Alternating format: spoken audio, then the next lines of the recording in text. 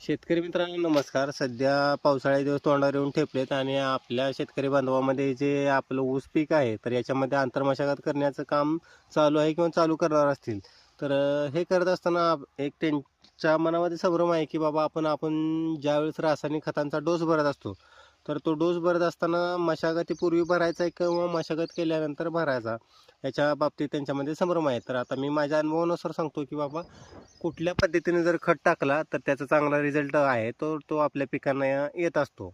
तर आपण जर आपल्या लागणीच्या ऊसामध्ये किंवा लागणीच्या प्लॉटमध्ये जर मशागत करत असाल तर त्याला काय असतं, सऱ्या असतात. सऱ्यामध्ये जर आपण सुरुवातीला खत टाकून घेतला आणि परत मशागत केली तर काय होत असतो, तर तो जो खत आहे तो डायरेक्ट ऊसाच्या बेटात किंवा मुळापर्यंत पोहोचण्याचं जे काम आहे तर ते होत असतं. कारण काय होतं, सुरुवातीला जर खत सरीमध्ये टाकून घेतला आणि परत जर त्याच्यावर माती पडली तर तो योग्य रीतीनं मातीमध्ये जास्त दिवस टिकून राहतो. तसंच तो 100% मातीमध्ये मिसळल्यामुळं काय होतं, परत आपल्या मुळांपर्यंत पोचतो आणि त्याचा जो रिझल्ट आहे तो अतिशय चांगल्या प्रमाणात आपल्या पिकांमध्ये दिसून येत असतो.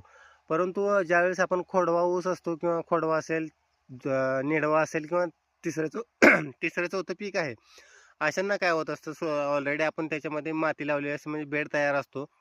आपण जर त्या बेडवर जर खत टाकलं असेल तर काय होतं, परत त्याच्या मुळ्या ज्या आहेत ऑलरेडी खाली असतात, सरी खोल पडत असते. त्याच्यामुळं काय होतं, खत वरच्या बाजूला राहतो, पाणी खाली राहतं, मुळ्या खाली राहतात आणि त्याचा जो पाहिजे तेवढा जो रिझल्ट आहे तर तो आपल्याला भेटत नसतो. त्याच्यामुळं खोडव्या पिकामध्ये काय करायचं, आपण मशागत केल्यानंतर परत आपण त्याच्यामध्ये बेसल डोस आहे तो भरायचा, जेणेकरून काय होतं, तो डायरेक्ट आपल्या मुळांना लागू होत असतो.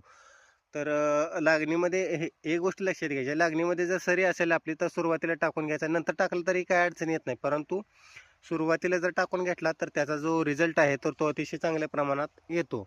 आणि खोडव्या किंवा खोडव्यापासून पुढचा जो प्लॉट आहे तर त्याच्यामध्ये काय करायचं, मशागत केल्यानंतर टाकून घ्यायचं, जेणेकरून तो डायरेक्ट आपल्या मुळांना पोचत असतो.